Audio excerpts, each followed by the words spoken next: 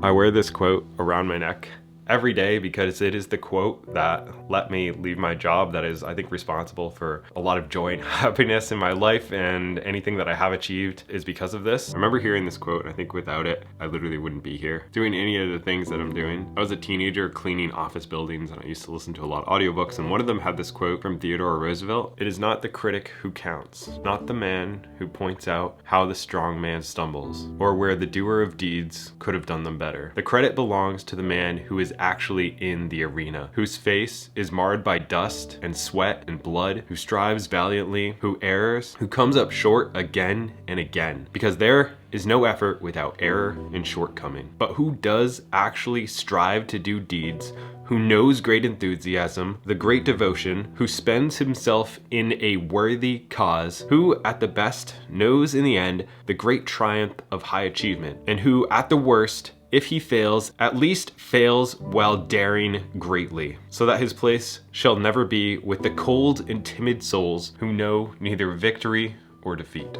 It was after hearing that quote that I realized that I was that person. I was so scared of failure that I had no chance of success. I knew what I was doing, which was cleaning office buildings. It was doing things like that where every single day was the same thing. I dreaded going to work. I would wake up and it wasn't motivating. I was like, there's gotta be more than this. This isn't what I was made for. I don't think we're made for this cycle of working, doing somewhat meaningless tasks over and over and over, trading our lives away for nothing. And I knew that if I stayed in my lane, like I stayed with this job that was handed to me. I started cleaning at the age of 11 when my family started this cleaning company because the economy was bad. That's what we were doing to survive at the time. It was a great opportunity. Like I'm blessed that I got to learn a work ethic from a very young age. And I started to listen to these audiobooks at night so that I could at least learn something while I was doing nothing with these, thousands of hours that I was cleaning. Because I remember I was taking, smaller garbage bags and emptying them into bigger ones.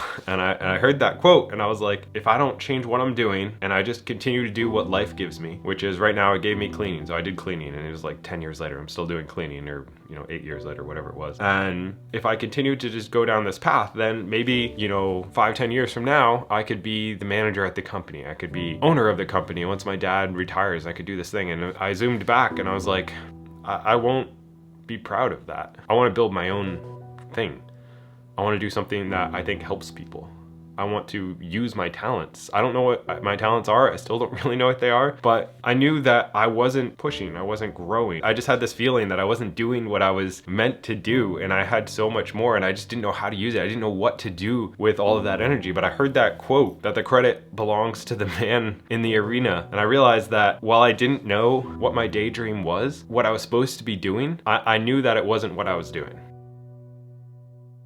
I had started reading these books and things like the 4-Hour Work Week and all those. And they had talked about enjoying your Monday mornings and living your life and not just, living to work, but actually working to live. And that became, one of my goals was to reach freedom. And I figured I would have to hate the entire time that it took in order to get there. But I was like, you know what, I'll do whatever it takes in order to get to freedom, to get out of working forever. And I started working multiple jobs. I got my real estate license while cleaning at night, while doing some concrete with another company that I started with my brother. And the problem was like none of these things that I tried felt like they were the thing. I tried becoming a personal trainer. I tried some different areas of photography. I tried landscaping and different construction things. I've tried a bunch of different things, and I realized that each time I tried one of these things, it just wasn't it. But my fear was that I would pick one and settle. I think one of the things I'm most grateful for was that I didn't like cleaning. I've done it for a quarter or a third of my life, cleaning office buildings. It's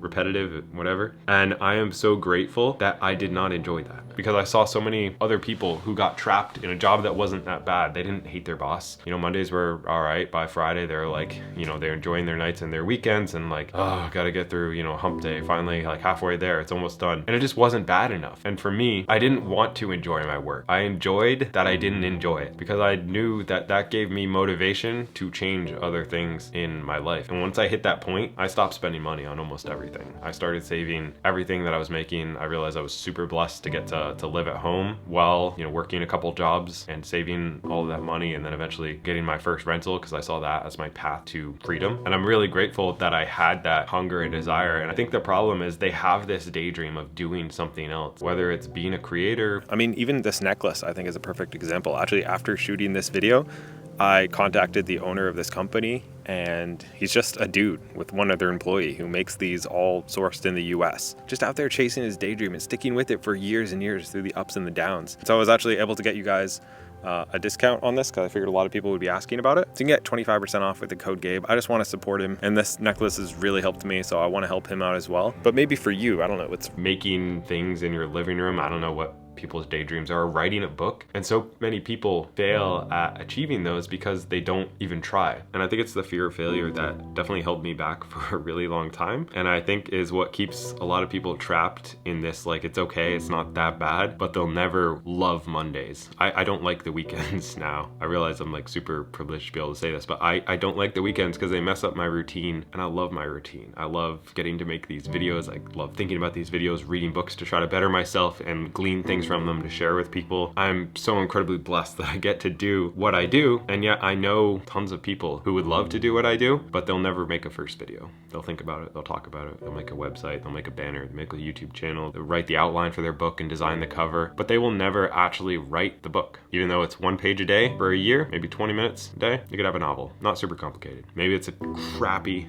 terrible novel. But if your dream is to be a published author and you won't spend 20 minutes a day, you won't write 1 page of a book a day for a year, maybe it takes 3 years, you don't want it bad enough. Your job's too good. You should go work at McDonald's, you know? You gotta hate it more. And I think that was the big advantage that I had, was I was willing to sacrifice the nights, the weekends to build something that I hoped one day would be the thing that I would actually love. And I don't want it to sound like it's super easy. Like, even as you're going through that process, I gave up TV, I gave up video games, I gave up everything. We didn't even have Wi-Fi at the house because it was simply work other job, work on daydream at the night and the weekends, which was YouTube for me. And spend no money on anything, never go out to eat, never have new clothes, never have new shoes, never have a car that I could fully sit up straight in because it was a super cheap car. And that hunger and unbalance is what led to me being able to live my daydream. And I think a lot of people just expect it to happen in a couple months, or they get burned out after a couple weeks. And I think that really comes back to not having a clear why behind it, like why you're doing this, and like this fear of failing in front of people. And, you know, maybe that starts in school where we're trained that, you know,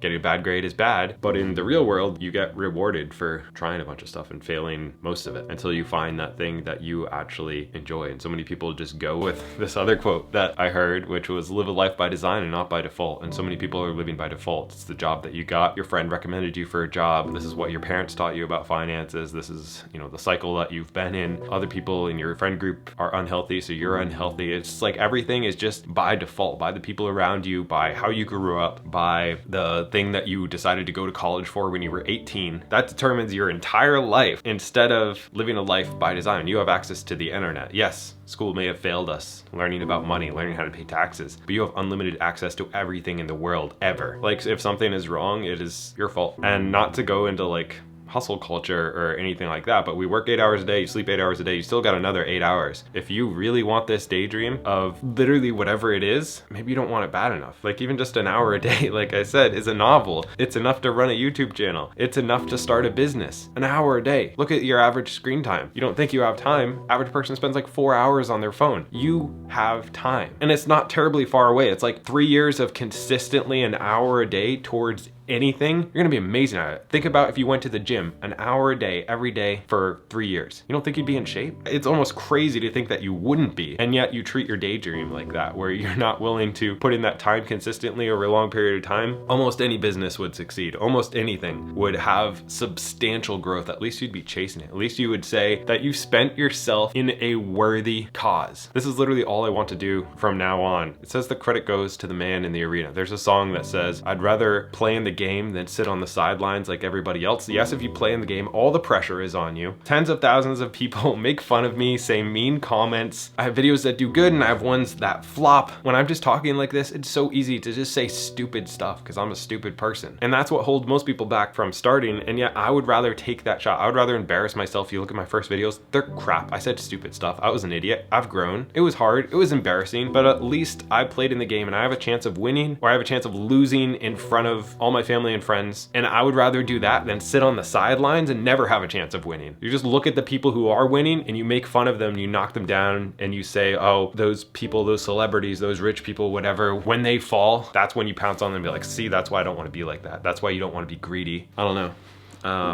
I just want to say, don't quit your daydream. So this might sound kind of weird, but I was just watching the Jonas Brothers documentary, and I don't know why, it just made it seem possible that I'd be able to make YouTube a full-time thing.